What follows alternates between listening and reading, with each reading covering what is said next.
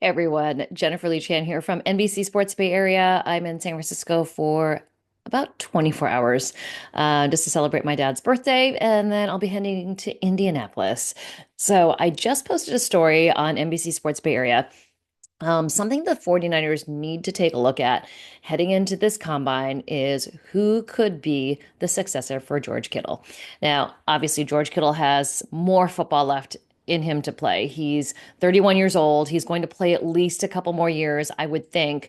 But there comes a time where the team that he's with, the 49ers, are going to have to look forward into the future and start to get somebody ready to take his place. Now, there is no replacing George Kittle by any means, but there is going to be a time where they're going to have to find somebody else to do it. And this could be the draft where they do it. They've got the number 11 overall pick. There are two really high end tight ends, top tier tight ends in the top of the draft that they could get with either the 11th pick, and depending on how things shake up, maybe their second pick. Probably going to have to use the first pick, but maybe they could move back for the second guy. All right, those two guys, the number one guy, and Daniel Jeremiah talked a lot about him. I spoke yesterday on the video about how Daniel Jeremiah has a yearly pre-combine conference call. He'll do more as we approach the draft, but it's really interesting to listen to. I know someone was like, I could tell you what the 49ers want without listening to 3 hours, but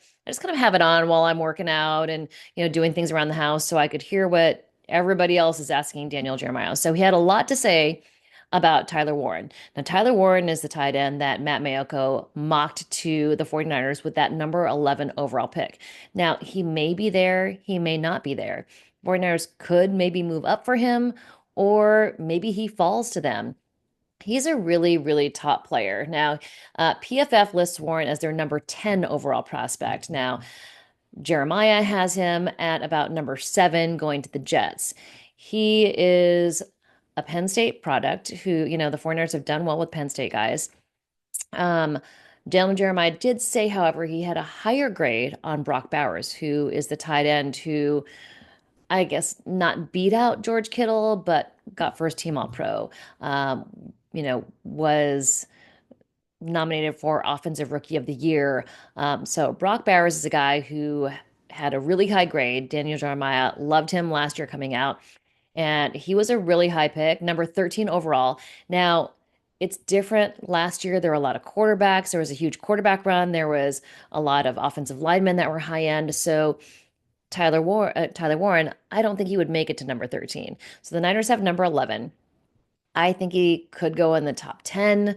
No saying right now, but he has done a lot. So now his final season, he did stay at Penn State for all of his college years.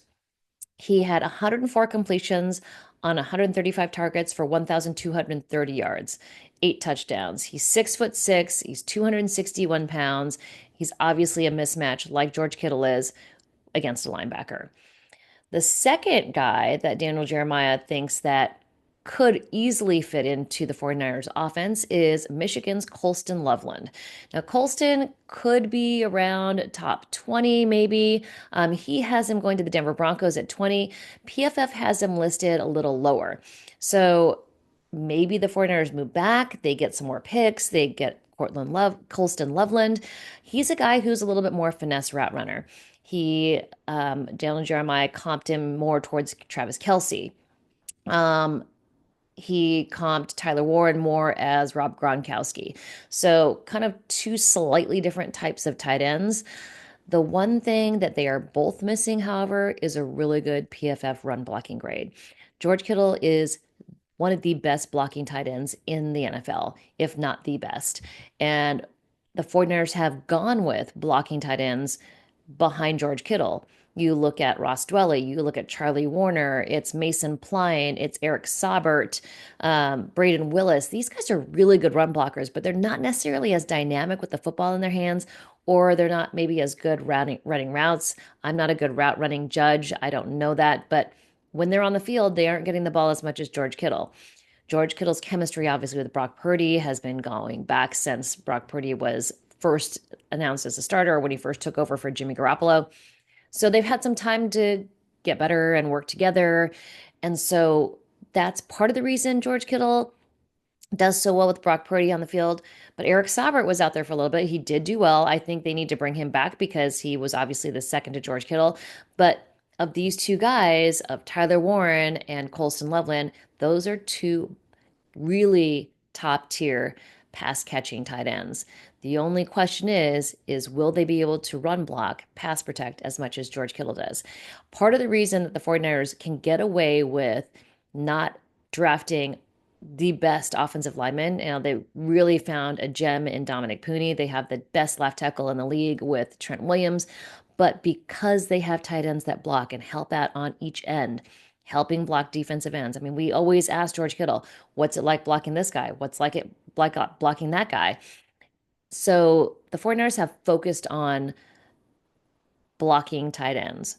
So I don't know that these two guys, can you teach a guy to block like that? Will they want to really run blocking? It's got to be in the player's blood. It is in George Kittle's blood. So I don't know if you can replace that. I don't know if that's something that can be taught. But that's the question I have for both of these two guys. George Kittle, what a value. He was picked in the fifth round. These two guys are probably going into the first. At least Tyler Warren will.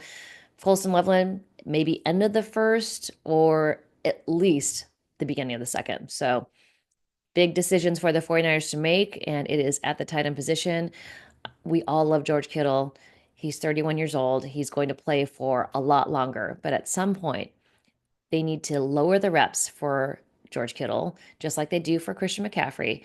Let those guys get those value reps, have the young guys take over so they don't get as many reps on the field, don't take all of that abuse on their bodies because they need them to last for not only 17 games, but into the postseason.